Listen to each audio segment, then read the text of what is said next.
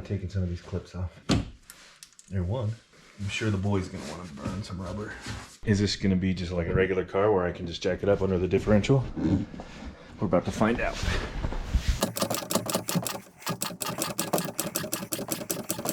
So with this diffuser or whatever it's called, I'm gonna need, looks like maybe a 5 or a 6 millimeter.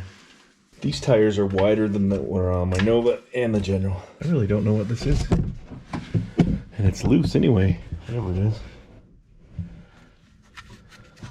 It's an airbag thing. It shouldn't be loose like this, that's for sure. Nice and slow. And will keep me from the temptation of taking it for a spin, especially in this snowstorm. All right, just to be safe, let's take these taillights out. I need to take this one out for sure anyway. So don't forget to disconnect. What did we do before ratchet wrenches? And I would recommend wearing gloves because I could feel this is scratching my skin, or what would be my skin if I didn't have these thick gloves on. No, it should just pull out. It should just pull out. Ta-da! There's nothing really wrong with this other than it's cracked right there, which sucks, but you know, I think it's even actually I could resell it. I think I will put the nuts back on because you don't want to lose your nuts. And I may have to cut this short because I got to go pick up the wife here in a minute because of this blizzard. I drove her to work today. I don't want to leave her stranded. She's wonderful. Plus, who would make me dinner if she's gone?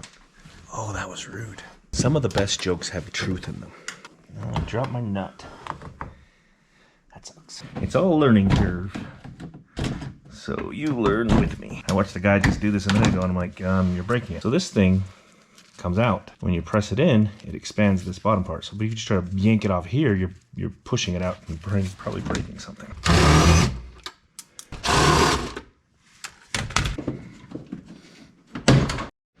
All right, as you can see, we've got what are probably parking sensors. Easy enough, right?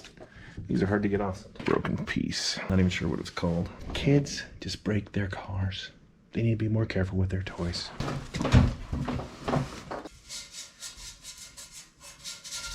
This thing goes up in here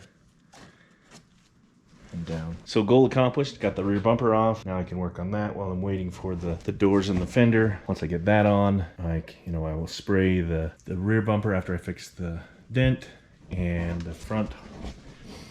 And then these, I think I've decided I'm going to try and save fenders and doors.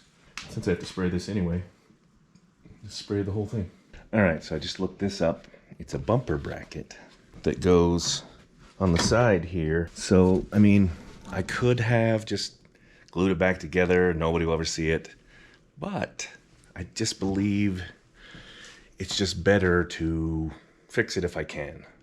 If it's not, it was like 50 bucks. Kind of my philosophy is build this car like I'm gonna keep it. I'm gonna take this diffuser off. I'm gonna take all the sensors off. Goal is to get it prepped for paint. At the same time, I'm gonna take the door panels off, and then we're gonna paint these doors and this fender and paint the front bumper. Oh, speaking of above and beyond, check this out. I don't know if you've ever seen this. But this is the Hellcat hood with the fancy vents. Look at this.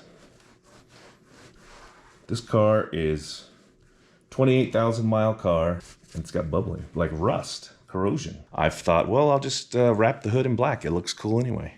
I still have to sand that down and put something on it. But yeah, can you believe that? It's because apparently it's an aluminum hood. They're known to rot. I haven't decided whether I'm going to do it on the car or off the car. Probably on the car, but we'll get to that. That's a little bit in the future, maybe a couple videos from now. The other doors and fender have been ordered. I've got to go make a trip to Colorado to pick them up. Funny story is I went to go get a door and I got there and I was loading the back of my truck, ready to go.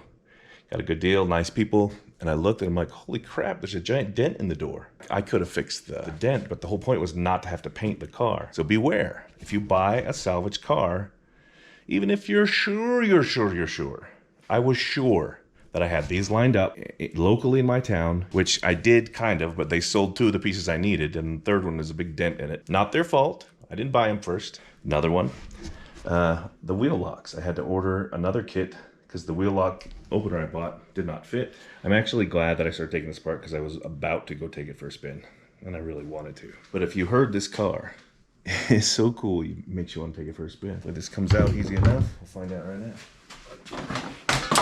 Well, that piece came off nicely. Since I am going to repaint this, I don't need to be as careful. But if I were, I could still get this out without doing it. Not that I want to be skipping steps, but hung up all the tarps again, so when I start to spray, it doesn't get everywhere. I brought up some stands so I can put the bumpers on.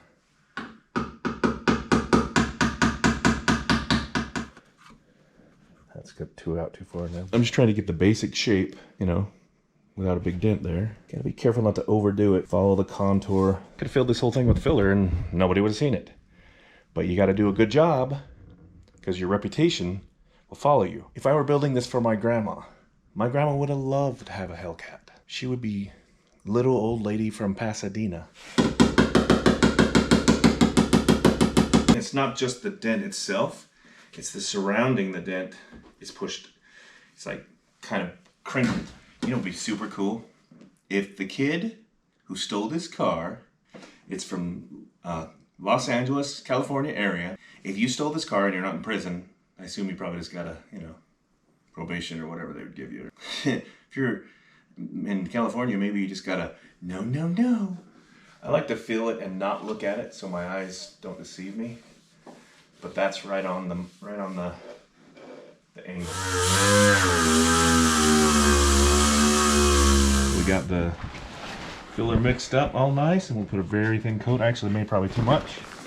You know, this might be, I think it is, the first newish car I've ever done, because I always do old cars. So we'll just wait about 20 minutes, come back, and then sand it down with probably an 80 grit, then a 120, then a, you know, 180, 220, 320. Make it perfect. Spray some primer over it. Once the primer's there, sand that down, then kind of feather in the paint. It's called blending. How about that?